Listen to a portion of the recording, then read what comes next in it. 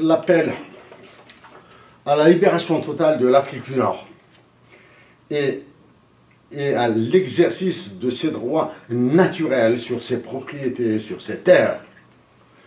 Nous allons passer dans cette deuxième phase à une argumentation plus détaillée de l'appel. Pour ça, nous allons utiliser, bien sûr, faire appel à certains chiffres, à certains graphiques que nous allons décrire rapidement, en rapport avec l'anthropologie, les relations économiques et politiques internationales et la monnaie. Nous allons voir ça un peu plus.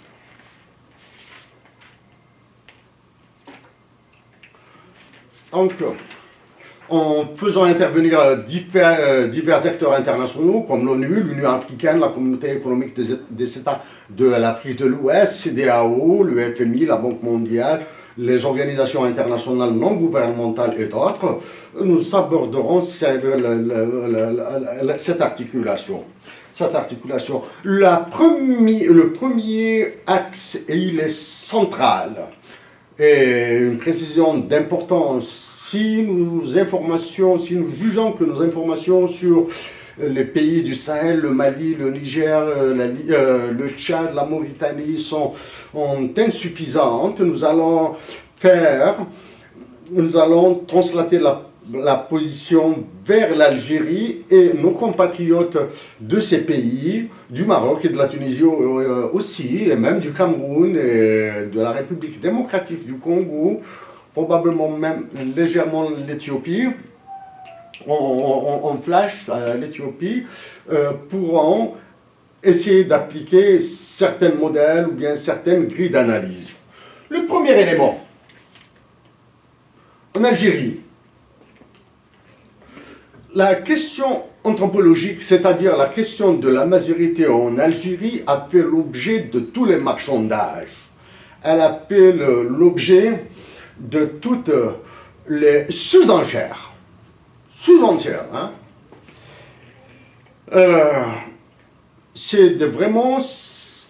La majorité de l'Algérie a été victime d'enchères descendantes et non ascendantes. L'histoire millénaire, nous ne pouvons pas la retracer intégralement. Nous ne sommes pas des spécialistes en histoire. Mais durant la guerre de libération nationale, les premières victimes en sont tombées pour la majorité de l'Algérie. Après, en 1963, les années 80, la dimension, la revendication de Tamazigh, de la langue, a été portée au summum, au pinacle. Maintenant, elle est devenue quasiment une serpillière. Une serpillière qui a permis à certains de devenir très riches, d'ignorer les sacrifices des autres. Les braves, les honnêtes, les intègres, les révolutionnaires de l'identité amazigh ont été carrément oubliés. Ils ont été carrément chassés de l'histoire. C'est depuis 2014 que nous avons demandé, sollicité l'ancien chef de l'État qui a été destitué de doter l'Algérie d'un hymne national bilingue pour ressouder la nation. Actuellement, en ce début de 2020, la situation est devenue encore plus compliquée. Ils ont envoyé en prison des porteurs du drapeau et ensuite ils les ont libérés. En parallèle, ils ont sabordé complètement la justice, ils l'ont envoyé au marché. S'ils ont dédommagé avec des chiffres faramineux des businessmen qui ont été condamnés à de la prison.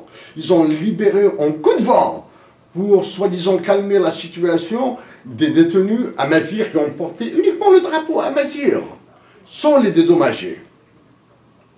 Nous sommes heureux que ces personnes aient recouvré leur liberté, bien sûr. Mais la dimension amazigh est devenue une des solutions fondamentales à cette pour arrêter cette guerre hybride à l'Algérie. Et la question anthropologique dans tous les pays du Sahel est devenue quasiment une arme pour leur soumission sur le long terme. La vie est faite de certains événements dont nous ne pouvons pas suspecter les conséquences. Quand nous avons reçu l'ordre de travailler sur les impacts économiques de Tamazir à l'Université de Montréal, une présentation que nous avons faite à l'Université de Montréal, encadrée par des professeurs bien sûr et des mathématiciens, nous n'arrivions pas à mesurer l'impact quasiment 5 années après. 5 années après. Maintenant, il est devenu lancinant. Il est devenu lancinant. Quand nous avions, il y a sans nombrilisme aucun, nous n'avons aucun mérite dans le travail que nous avons fait, nous n'avons fait que parler suite à un ordre que nous avons reçu d'une compatriote qui à l'époque était en Ouganda et maintenant elle est en Éthiopie. Nous avons travaillé ça, nous avons refusé de répondre à des questions sur la violence, les conflits, etc. Nous avons abordé uniquement l'aspect économique. Maintenant, c'est la dimension amazigh, les dimensions linguistiques, identitaires des pays du Sahel sont devenues une arme de guerre. Nous allons. En 2014, donc, nous avons suggéré à l'ancien président de la République de prendre l'initiative ou bien de s'exprimer, de lancer un chantier sur une discussion, un débat, toute initiative qu'il voulait, sur la dotation de l'Algérie d'un hymne national bilingue. À ce jour, rien n'a été fait. À l'époque, après avoir fait des estimations sur lesquelles nous allons revenir, des estimations macroéconomiques, financières, sur les impacts économiques de la langue, nous avons suggéré que qu'il serait intéressant de faire un transfert de ressources vers l'enseignement supérieur, c'est-à-dire supprimer l'enseignement de Tamazigh dans le primaire, dans les écoles, le niveau primaire, les écoles primaires en Algérie, et transférer toutes les ressources au niveau supérieur. Or, le hasard aussi a fait que deux conditions n'étaient pas réunies pour que nous puissions nous engager dans l'élection présidentielle passée, celle qui vient de se produire en Algérie, là, en décembre. Deux conditions, une politique et une autre non politique. Nous avons amplifié. Si nous avions couru cette élection et que nous sommes élus, la surévaluation du dinar, ça, nous allons revenir dessus. Le débat lancé dans le débat public, la dotation de l'Algérie d'un hymne national bilingue et la suppression de Tamazigh dans l'enseignement du primaire et le transfert vers l'enseignement supérieur, parce que c'est une question de rationalité économique, c'est une question d'efficacité économique, d'allocation de ressources. Ainsi, nous allons gagner sur l'avenir. Concernant maintenant, dans le même ordre d'idée, puisque pour travailler sur cette question des impacts économiques de la langue, nous avons travaillé avec le professeur François Grain de Genève, par exemple, qui a suggéré que l'espéranto soit la langue officielle dans les instances de l'Union européenne. Alors que nous avons eu à travailler sur le Burkina Faso, ce sera rapide. Pour le Burkina Faso, d'après l'UNESCO, dans le papier intitulé Why and How Africa Should Invest in African Languages and Multilingual Education, an Evidence and Practice-Based Policy Advocacy Brief. Il est écrit Burkina Faso Commission an Evaluation and Action Plan 28 and 2010 for Progressive Consolidation and Mainstreaming of Additive Multilingual Basic Education. Currently, 8 national languages plus French are used in its continuous bilingual basic education program from pre-primary to 150 primary and 45 secondary schools will be $9.5 million. Ça, c'est pour le Burkina Faso. Pour le Niger, même chose. Niger has recently conducted a study in order to maintain bilingual education in the 10 years from 2009 and to 2019, de 2009 à 2019. The bilingual curriculum will teach the 10 national languages throughout school and the official language from year 3. 5 of the 10 national languages have not yet been used in formal education. The test phase is estimated to cost about $5 million US dollars, and the mainstreaming phase will cost $100 million US dollars. Donc, dans le cas du Burkina Faso et du Niger, c'est la même chose. Hein? C'est des millions de dollars qui sont dépensés dans la formation en préscolaire, au primaire et des collèges. Ils portent sur 8 langues. Si il est, bien sûr, il serait mal placé, il serait insensé de dire qu'éduquer des enfants serait mauvais. Maintenant que nous avons travaillé sur les impacts économiques de Tamazight en Algérie et en Afrique du Nord, nous vous disons à nos frères du Burkina Faso, à ce pays des hommes intègres, et à nos frères du Niger, que dans un horizon supérieur à 15 ans sur le long terme, vous êtes en train de faire le lit de l'explosion de vos pays. Nous vous suggérons de transférer vos ressources, vos ressources économiques vers l'enseignement supérieur. Parce que là, les esprits sont plus sages, sont plus lucides, ils sont plus sereins, ils sont plus ouverts à la critique, ils sont plus ouverts à la construction globale d'une nation, à une construction intégrée d'une nation. En Algérie, nous avons dit que l'enseignement de Tamazight dans le primaire, et c'est vérifié, est une violation de la Constitution, est une violation massive des droits de l'homme en Algérie. On ne peut pas former une région et laisser une autre région. Donc, pour nous, la majorité de l'Afrique du Nord est cardinale pour arrêter les conflits, pour l'enlever comme cause de conflits hybrides. Actuellement, nos frères du Maroc, les Algériens, nous parlons des Algériens de l'extrême sud, les Touaregs, les Mozabites, les Chaouis, doivent être au devant. Nos frères tunisiens, nos frères de Libye, nos frères du Niger et du Mali doivent être au devant de la majorité pour qu'elle redevienne une force. Donc, en Algérie, nous sommes tristes de le dire. Et certainement, cela s'est passé ailleurs dans les pays du Sahel. La question identitaire était plus un escalier, hein? C'est plus une planche d'appel pour la cupidité. En Algérie, nous le citons, des hommes et des femmes ont donné leur vie pour Tamazight. Ils sont partis pauvres et leurs familles sont dans le dénuement total. Des hommes se sont sacrifiés. Maintenant, nous ne devons pas nous sacrifier, nous devons l'intégrer. À défaut, ils vont nous exploser. Exploser l'Algérie actuellement en janvier 2020 est devenu un jeu d'enfant. Nous allons revenir maintenant sur la question des explosions, des fractionnements des pays.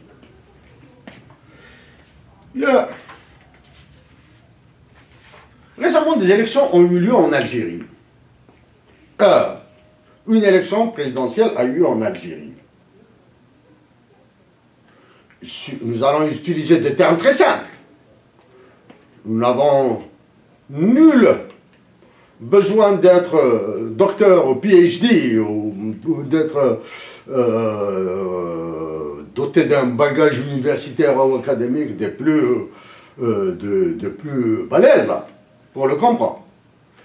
Les élections qui se sont produites en Grèce en 2014-2015, les dernières élections législatives en Italie, les élections en Autriche, les élections en Allemagne, ont fait bouger l'Union européenne parce qu'ils ne voulaient pas ni de soi-disant gauchistes, pour le cas de la Grèce est l'exemple, l'archétype de la soumission de ceux qui se disent de gauche. Le cas de l'Italie, c'est les mouvements nationalistes. Actuellement, la France, après les élections législatives, le président de la France, pour se redonner une légitimité populaire, ici, il aurait été préférable pour lui d'organiser une élection présidentielle anticipée. Et se représenter et voir, après la montée du mouvement nationaliste en France, si réellement il peut continuer à conduire la France. En Amérique, que ce soit au Venezuela, en Bolivie, au Brésil, le continent américain s'est retrouvé sans le Venezuela, bien sûr. Le continent américain s'est retrouvé sans dessus-dessous. Par contre, en Afrique, quels que soient les résultats, ils sont acceptés. L'essentiel, c'est que le dirigeant continue à être docile et faible. Donc, comme nous l'avons dit dans une intervention précédente, nous demandons une nouvelle élection présidentielle anticipée avec dissolution des congrès. Une nouvelle élection présidentielle est indispensable en Algérie. Là, maintenant, ils ont renoncé, après avoir voté des lois inhumaines, fascistes, des lois constitutives d'un crime contre l'humanité en Algérie. La loi sur les hydrocarbures. La signature d'une loi des finances à 20 jours de l'élection présidentielle. Le vote d'une loi de la santé avec, s'il vous plaît, le FMI à l'intérieur, la délégation du FMI à l'intérieur de l'Assemblée, qui est censé être le centre d'expression du pouvoir populaire. Donc, tout ça. Là, c'est l'élément. Maintenant, nous allons passer les partitionner un pays, comme nous l'avons dit, devient un jeu facile. Mais le partitionner son conflit sanglant est inefficace économiquement. C'est inefficace. Il faut qu'il s'enfonce et le partager, le lotir en région, en conclave, comme nous l'avons dit en 2014, en Kosovo, en type de Kosovo. Et ainsi, continuer à l'exploiter sur un siècle et demi.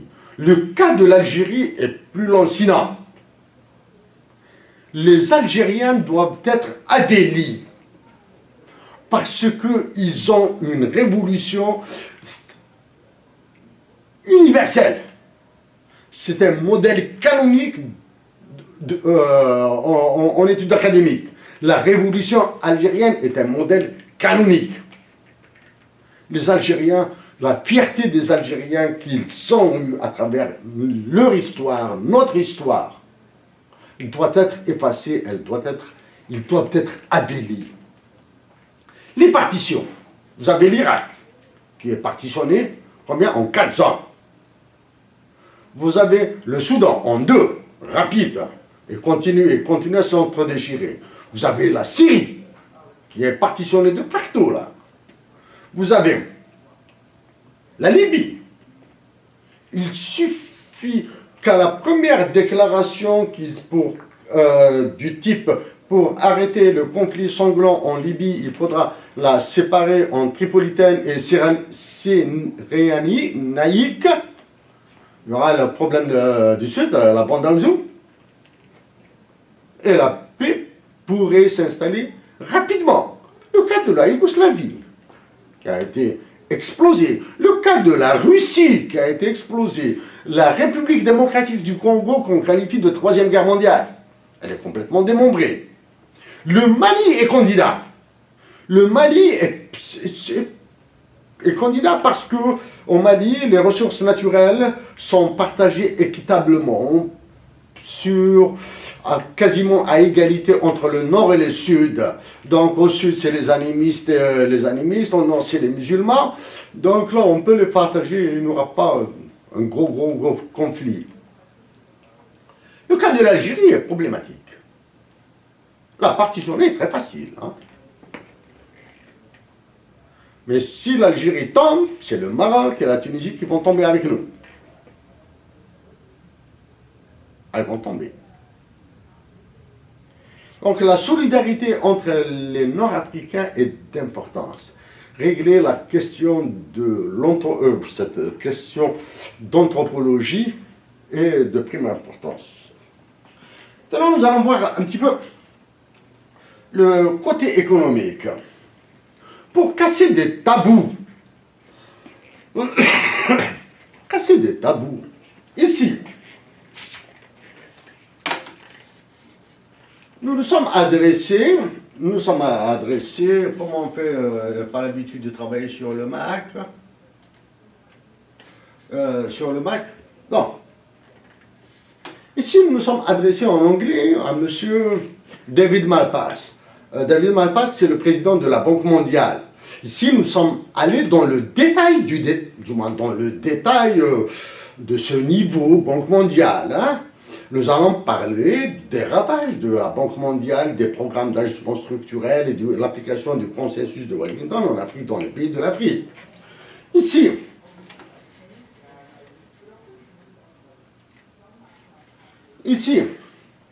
nous nous sommes adressés à la directrice générale du FMI, Mme Georgieva Kristalina, hein, et aux membres du Conseil de sécurité de l'ONU.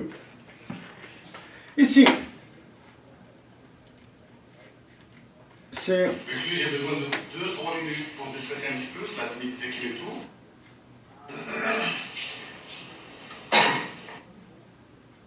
Elle me dit la même chose.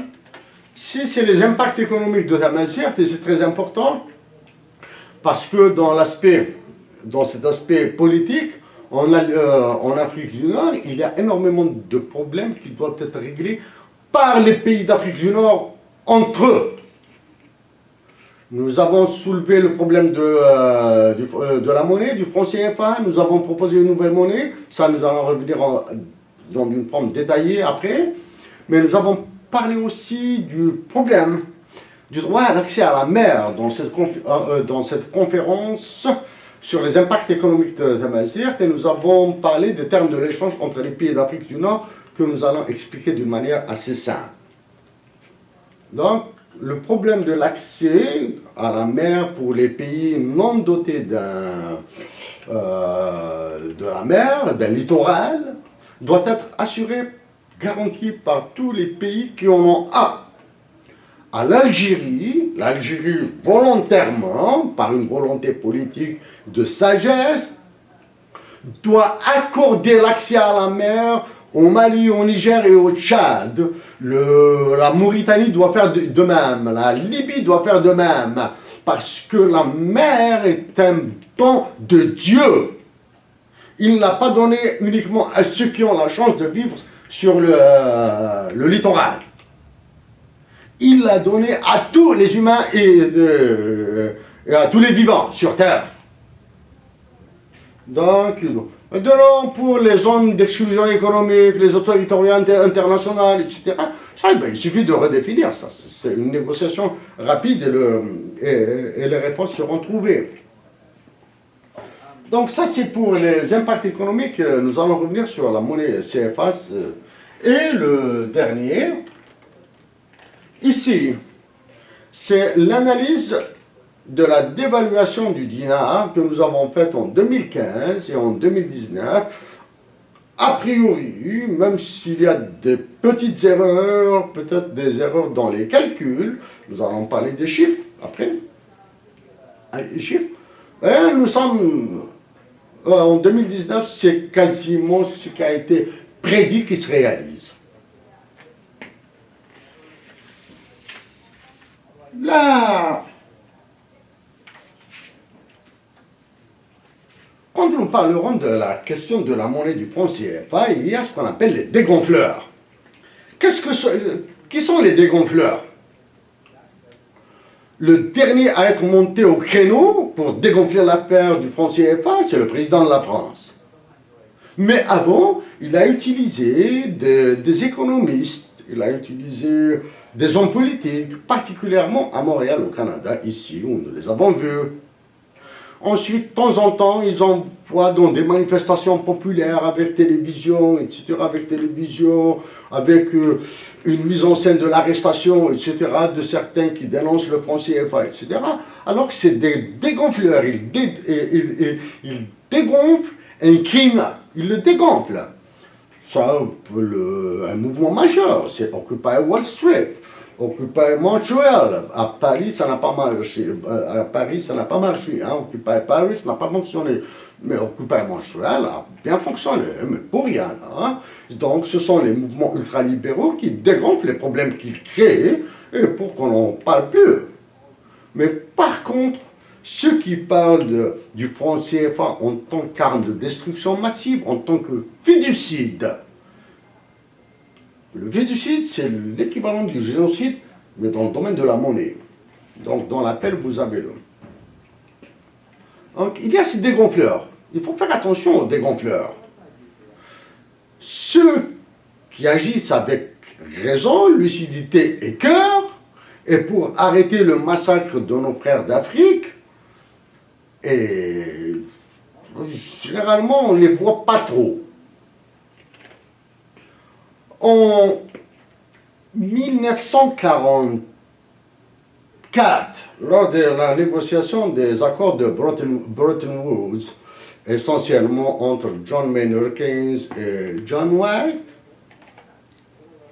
tous les autres pays étaient quasiment absents. Hein. On n'avait rien à faire. C'est le Royaume-Uni et les États-Unis qui décident pour les autres.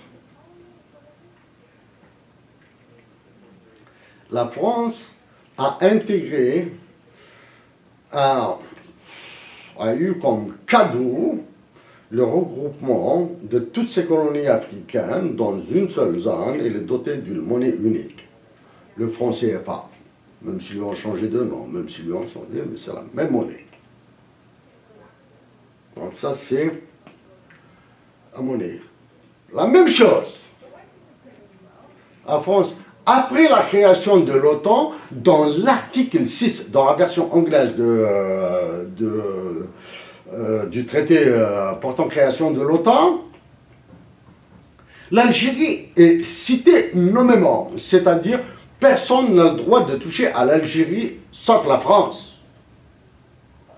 Dieu merci, grâce au génie de certains visionnaires qui ont négocié, même secrètement, avec les États-Unis d'Amérique, et après avoir fait l'Asie, ils ont visité l'Asie, ils ont fait du lobbying. Alors, les États-Unis d'Amérique ont changé de position, et le roi Mohammed VI a autorisé le prince héritier, le futur roi Hassan II, à accorder une licence d'importation d'armement des États-Unis d'Amérique pour la libération, pour les combattants algériens.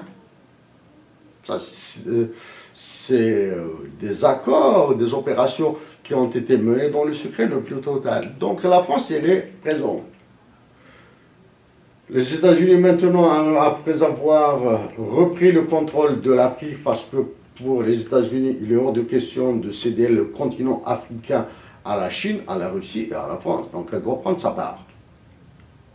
L'Europe est menacée d'explosion.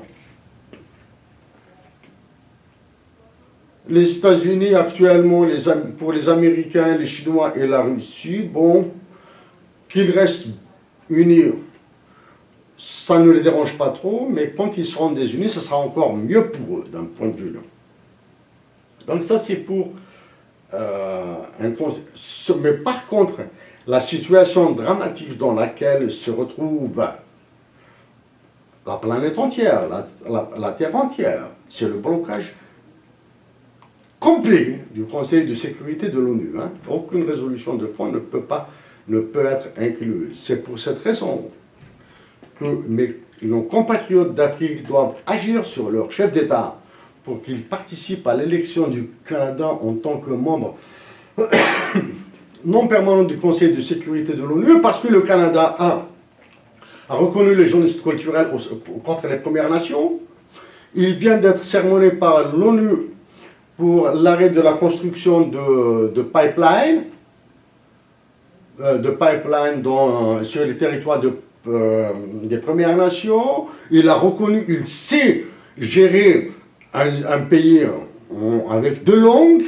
Donc, d'un point de vue démocratie, le système électoral est ce qu'il est, mais il fonctionne très bien. Donc, et surtout que les forces armées canadiennes sont au Niger et au Mali. Nous sommes citoyens canadiens, nous avons la nationalité algérienne. Donc, aujourd'hui, nous allons travailler pour l'Algérie qui est menacée et nous allons faire appel aux autorités politiques et de la société civile canadienne pour qu'ils aident toute l'Afrique du Nord à ne pas sombrer dans un conflit interminable. Si l'Europe est en phase d'explosion, ce n'est pas l'Afrique qui va devenir son terrain de combat. Ce n'est pas l'Afrique qui doit être encore privée, comme nous l'avons dit dans l'appel, de ses richesses, de sa dignité, à cause de ses responsables incompétents, dociles et faibles. Oh non!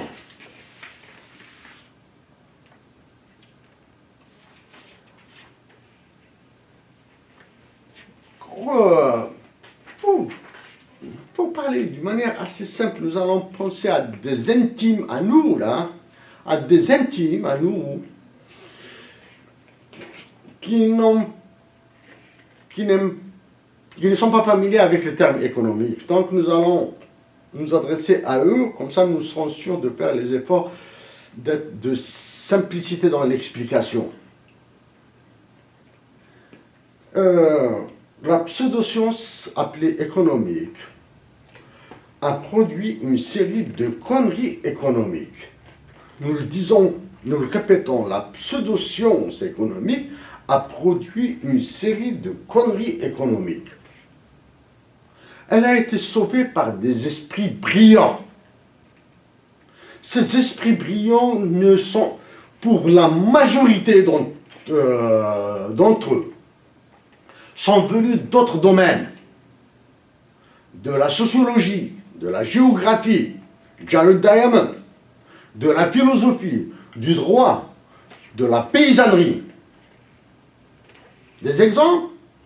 On avait Karl Marx. Il est venu du droit et de la philosophie. Et il n'est pas marxiste. David Ricardo, le révolutionnaire de l'économie. Il est venu de la bourse. Mais il n'était pas un académicien, il n'était pas un universitaire. Vous avez Thorstein Veblen, vous avez John Kenneth Galbraith, vous avez des mathématiciens hors normes, comme Frank Ramsey, qui est décédé. C'est un mathématicien hors norme, hein, c'est un génie des mathématiques. Ses échanges avec John Maynard Keynes, le plus lourd, le plus structuré, le plus convaincant dans son approche des problèmes économiques réels est universel. Vous avez d'autres, Knut Wicksell, qui est venu des mathématiques. Vous avez Schumpeter, qui passait son temps là, à remettre en cause tout ce qui est avancé par les autres. Et vous avez maintenant à la mode, à la fin, le début du 21e siècle, une série de livres dans lesquels des Nobel en économie demandent d'une certaine façon pardon d'avoir défendu des thèses indéfendables. Exemple, Milton Friedman. Exemple, Jean-Jacques Herlock, Joseph Stiglitz, dans certaines interventions, vous voyez toute la gêne hein, qu'il développe. Et vous avez le dernier, qui est le dernier relativement balèze, qui avait les pieds sur terre, même s'il est venu d'un espace ultra-capitaliste, c'est Yanis Varoufakis. C'est Yanis Varoufakis, l'ancien ministre de l'économie grec, qui a tenté de sauver la Grèce du désastre. Et il a écrit, Yanis Varoufakis a écrit donc. Parce qu'il y a, qu'est-ce qu'il faut en Afrique? Il y a de l'amour. Il a écrit là. Ensuring that everyone is allowed to talk authoritatively about the economy is a prerequisite for a good society and a precondition for an authentic democracy. If we defer to the experts on the economy, we effectively hand to them all decisions that matter. There was another reason I agreed to write this book. My daughter Ksenia is an almost constant absence in my life. Si bon, c'est une question de démocratie, d'autoriser tout le monde à parler d'économie. Allons parler, là il a dédié ce livre à sa fille Xenia. Nous pouvons le dire à cette personne qui actuellement nous manque terriblement, qui est une grande, en Éthiopie actuellement, elle est en Éthiopie, elle travaille sur le Nil. Les phrases. Le président de la France, après sa visite au Cameroun, a dit « Le CFA était perçu comme un vestige de la France-Afrique. » Chers compatriotes d'Afrique, le président de la France nous connaît. Nous lui avons envoyé des lettres. Si la République française, le palais de l'Élysée ne reçoit pas les lettres, tant pis, et c'est grave. Si le président est monté au créneau, ça c'est pour encore dégonfler le fiducide monétaire que la France continue de commettre en Afrique, a dit donc que le CFA était perçu comme un vestige de la France-Afrique. Le franc CFA n'est pas un vestige de la le franc CFA n'est pas un vestige de la France-Afrique. C'est une arme de destruction massive, c'est un outil d'assassinat de masse, de tuerie de masse. C'est depuis 1945 que vous avez mis 14 pays africains dans le même sac et vous les barattez. Prendre les réserves issues des terres rares, des minerais chers, l'uranium, le tantal,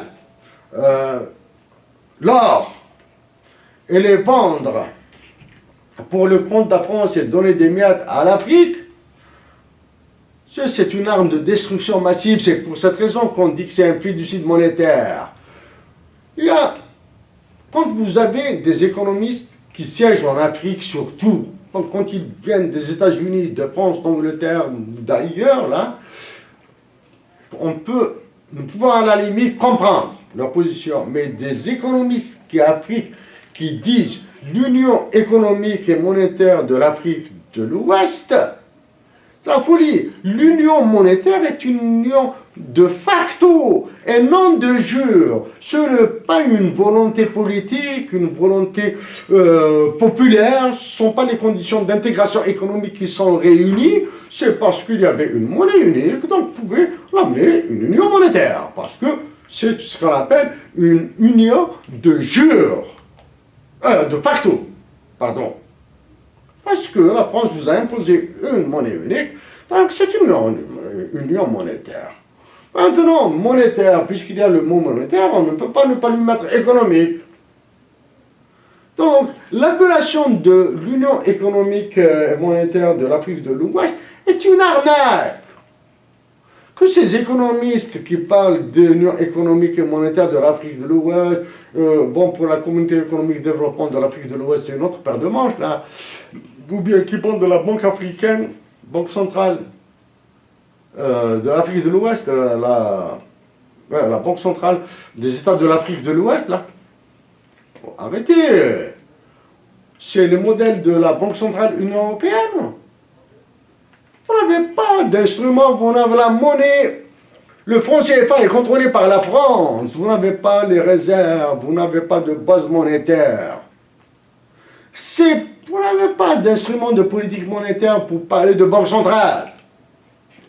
Même si nous avons une autre idée de banque centrale, de banque centrale qui doit utiliser une monnaie ancrée sur l'air et la terre, et vous allez le lire dans le livre que nous avons préparé pour vous.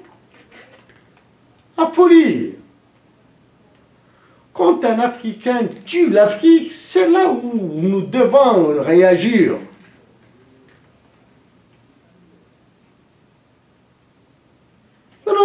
Nous allons voir un petit peu. Et quand vous avez le ministre des Finances de la France, de l'économie, le ministre français de l'économie qui dit « Ce qui est bon pour l'Afrique est bon pour la France », ou bien c'est la mode du politique dit du gagnant-gagnant. Le gagnant-gagnant est un jeu, c'est de la théorie des jeux qui est très complexe. Il n'y a pas le meilleur jeu, c'est quand c'est le jeu à somme nulle. Quand on vous dit ce qui...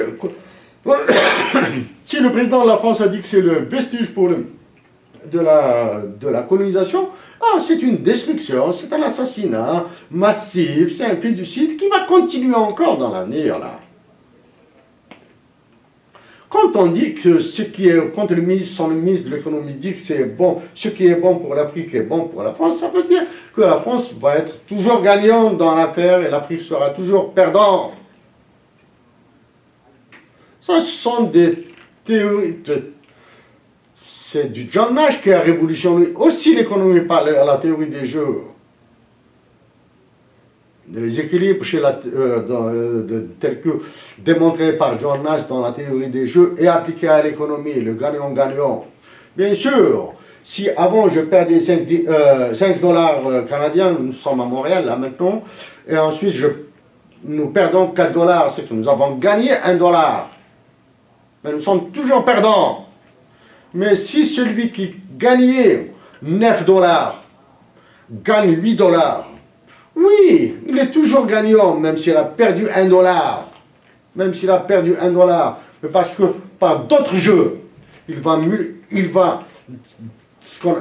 détériorer les options, ce que nous appelons en théorie des jeux, détériorer les options pour que son gain reparte à la hausse et la perte de l'autre va encore s'aggraver. Donc quand vous entendez gagnant-gagnant, immédiatement rejetez tout. Rejetez tout. Invitez des économistes qui vous disent que nous sommes formés dans les pays anglo-saxons, que nous avons été formés dans les pays latins, en France, en Belgique, je sais pas, là, en Allemagne, en Angleterre, en Australie. Invitez-les, écoutez-les. Quand ils auront terminé de vous parler, faites soit intégralement le contraire de ce qu'ils vous ont dit, ou bien faites les choses différemment. C'est simple. La meilleure économie, c'est l'économie des paysans d'Afrique du Nord. La meilleure économie, c'est l'économie de nos mères qui sont pauvres. Quand nous avons étudié 3 secondes d'économie à l'Université de Montréal. La 3e seconde était inutile. 2 secondes auraient suffi largement. Même dans les 2 secondes, on aurait pu enlever 1 seconde. Nous aurions dû nous contenter de l'histoire de la pensée économique, des relations économiques internationales, les relations économiques internationales, et théorie des jeux. Bien sûr, il fallait ajouter, et il est fondamental, un cours en droit international des affaires. Comment se font les ventes, les achats, les contrats, etc. Pour faire pour voir un petit peu comment s'articulent les mathématiques, l'économie, le droit et tout ce qui est trafic derrière. En Algérie maintenant, c'est la finance islamique qui est née, qui est apparue dans toute son horreur dans certains procès. Mais dans les médias algériens, ils ne veulent pas creuser un petit peu, ils se contentent du minimum. Ils se contentent du minimum.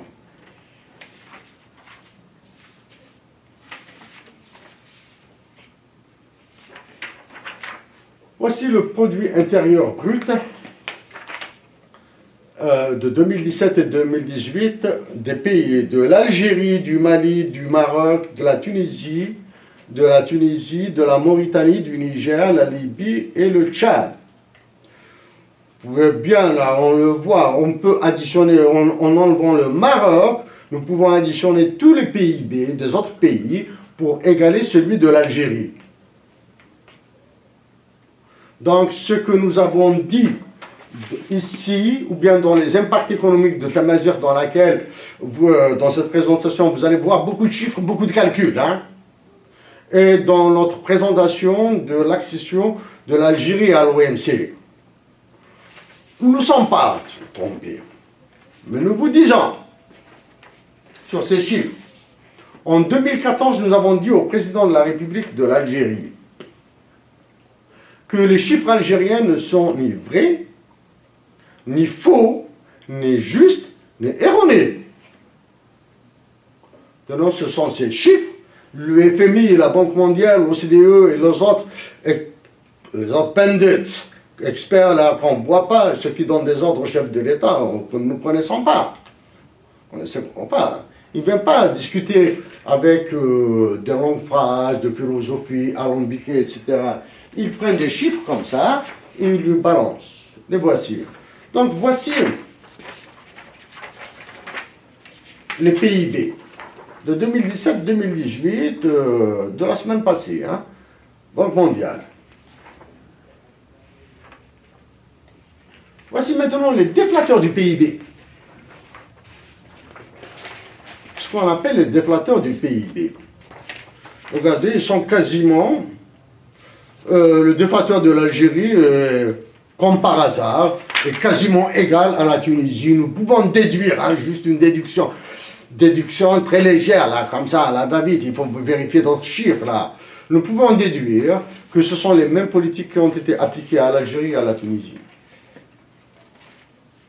Pour la Libye, le déflateur est conforme à ce qui se passe en Libye. Maintenant, nous sommes surpris qu'il y ait un déflateur en Libye.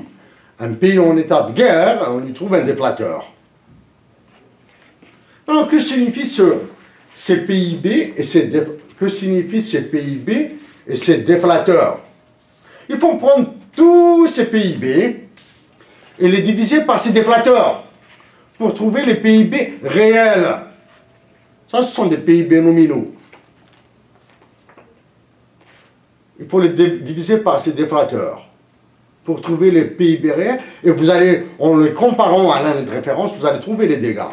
La meilleure façon de lire ce graphique, c'est de le faire comme ça, c'est de le renverser. En théorie, nous lisons ce graphique comme ça, à la verticale, du moins, dans ce format-là. Mais pour comprendre son effet, il faut le renverser. Ça, c'est le niveau du plongeon. Conformément à la guerre qui se déroule en Libye, c'est le plongeon. La Libye plonge. La Tunisie et l'Algérie ont plongé de la même manière parce qu'elles sont prises en étau par le FMI et la Banque mondiale. Il suffit de suivre la presse, hein, les médias. Vous jetez un coup d'œil sur les médias et vous allez voir. Banque mondiale, FMI à Tunis, FMI, Banque mondiale à Alger, FMI et Banque mondiale à Rabat. Ils font le tour, ils appliquent la même chose, parce que nous ressemblons. Voilà. Vous avez le Niger. En 2018, il a pris un sacré coup là. Pour le Niger, voici la démographie, les taux de croissance démographique de 2017-2018 en Afrique du Nord. L'Algérie a un taux de croissance de 2,01, très faible. Nous, dans le programme, sur Google Drive, nous avons ouvert un compte qui s'appelle Libération Afrique. Nous avons mis des documents là-bas et vous pouvez les lire. Nous avons mis des liens vers d'autres publications précédentes que vous pouvez lire, vous pouvez distribuer autant que vous voulez. Et bien sûr, nous avons mis notre livre, le livre de la JAR pour la patrie, analyse économique, droits de l'homme, etc., que vous pouvez distribuer autant que vous voulez. Nous en balançons des droits d'auteur. La démographie du Niger, taux de croissance de 3,82. Si, avec un taux de croissance de 3,82, vous avez un PIB de cette taille et un déflateur que vous avez vu, et un déflateur de 2,59, nous nous demandons qu'est-ce que vous attendez pour quitter la zone CFA, pour que vous ayez votre propre banque centrale, pour aider ce 3,82 de taux de croissance démographique, sachant que la démographie du Niger est le cas académique par excellence à l'Université de Montréal.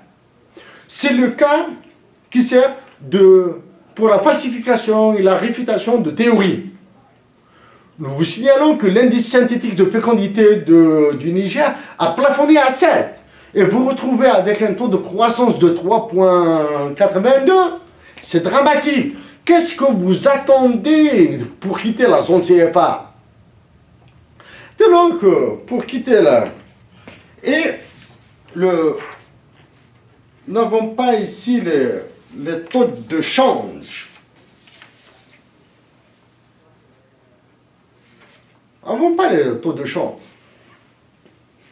Nous n'avons pas imprimé. Les taux de change du franc CFA, du dinar algérien, du dinar tunisien, du dirham marocain, et de l'oubli à la monnaie mauritanienne. La France veut dégonfler l'affaire du CFA, il faut la regonfler à fond. C'est au peuple que nous nous adressons. Demandez à ce que vous ayez une monnaie tout seul. Vous aurez votre propre banque centrale.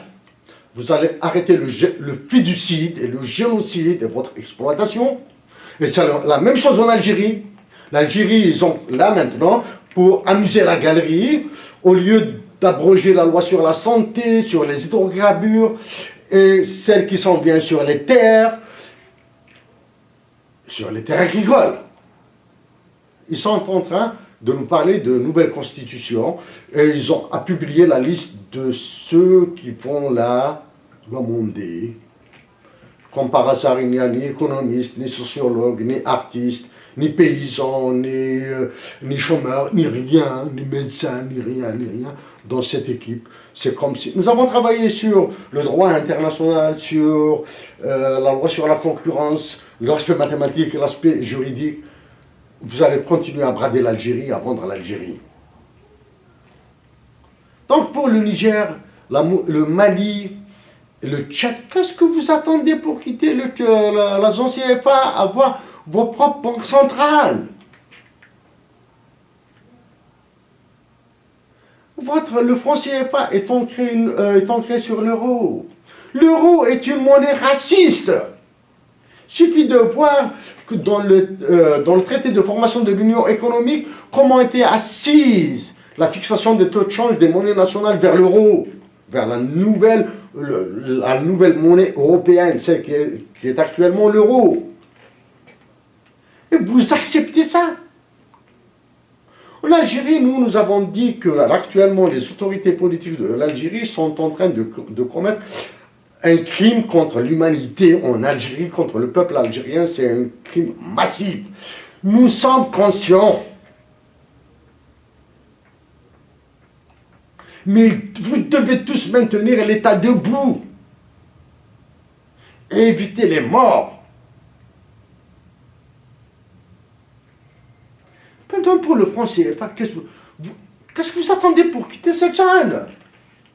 Vous avez été suffisamment majeur pour arracher votre indépendance avec l'appui de l'Algérie, de la Tunisie et du Maroc qui ont trinqué Vous devez avoir ce courage politique d'arracher votre indépendance monétaire, de protéger vos ressources naturelles, de les mettre au service de vos populations actuelles et des générations futures. Oui, vous aurez des problèmes terrifiants de démonétisation, c'est obligatoire. En Algérie, si nous étions élus président, si nous sommes élus à l'avenir président de la République, nous allons démonétiser. Et si nous perdons moins de 20 milliards de dollars, nous serons très heureux. Nous allons perdre.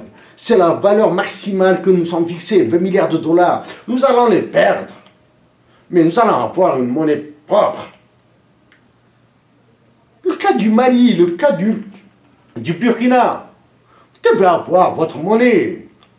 Et appelez-la le Sankara. Pour le Mali, appelez votre monnaie le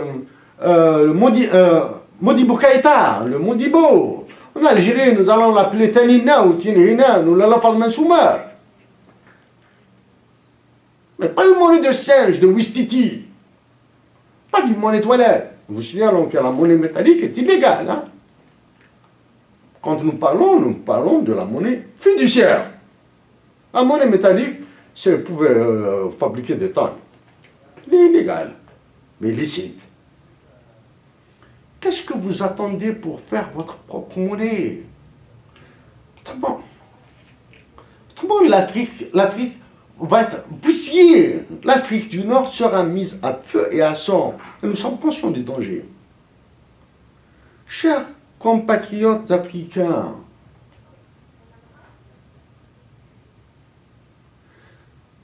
ce sont les pauvres qui ont fait les guerres, qui ont réussi nos guerres de libération, d'indépendance.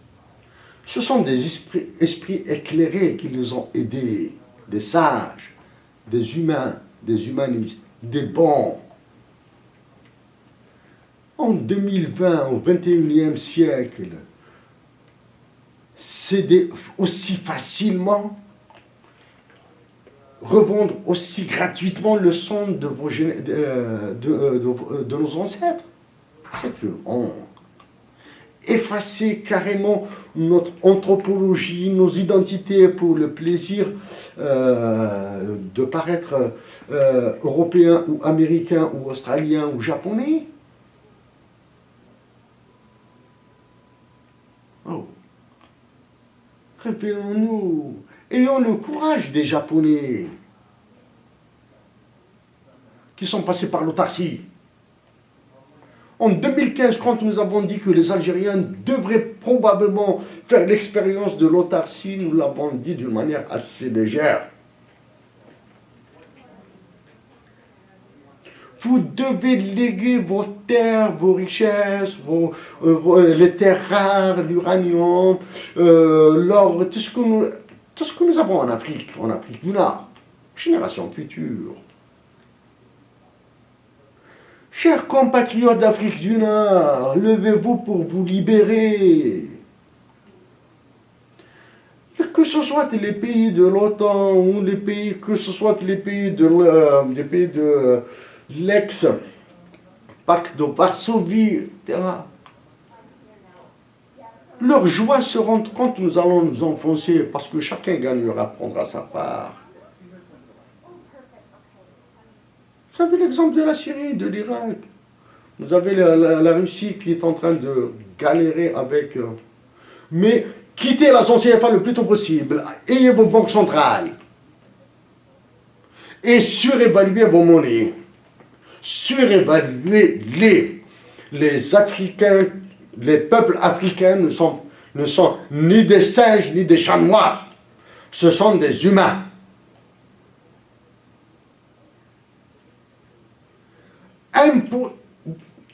Il faut travailler l'ONU, il faut la travailler, il faut travailler le CIPCI, il faut les travailler. Nous n'avons pas, nous vous invitons humblement à revoir, à voir dans les détails mathématiques tout ce que nous venons de dire à travers les présentations de Chérif Aïssad. Mais la chose la plus importante, ayez de l'amour dans vos cœurs. Ayez de l'amour. Chassez la haine, chassez la vengeance. Ayez de l'amour et regagnez votre fierté. Dans notre cas, nous avons cet amour, il a profusion. Ah, il déborde. Oui, la fierté. De la fierté, oui, il y a des personnes qui nous ont aidés à reconstruire cette fierté. Nous pouvons, au lieu de faire ce que nous faisons là, nous pouvons agir calmement, doucement, orienter directement notre carrière vers le Potomac à Washington. Et le faire. Vous avez, et soyez des Thomas Jefferson de l'Afrique. Soyez les Thomas Jefferson de l'Afrique. C'est Thomas Jefferson qui a été radicalement contre la création de la Banque centrale des États-Unis d'Amérique en 1761. À ce jour, les États-Unis d'Amérique n'ont pas une banque centrale. Ils ont une réserve fédérale. C'est en 1761 que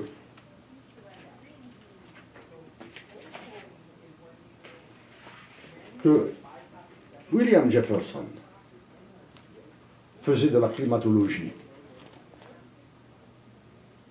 1761.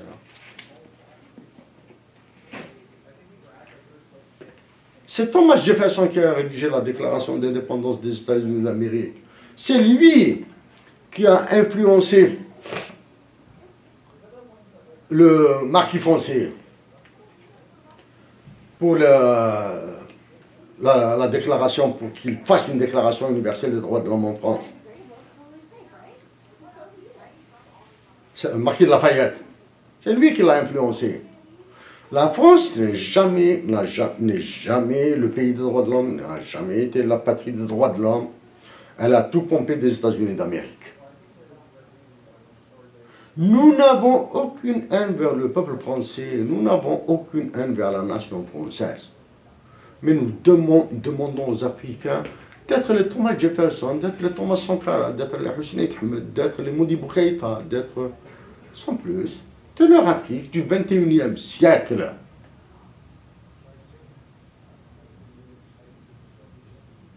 Et la fraternité entre les peuples d'Afrique du Nord. Il faut ignorer les gouvernements. Les peuples sont des peuples. Les peuples doivent être solidaires. Chers compatriotes d'Afrique du Nord, ayez de l'amour dans vos cœurs. Et faites de votre pauvreté une dignité pour rendre vos enfants plus riches. J'ai fait 7 de Montréal. Merci beaucoup.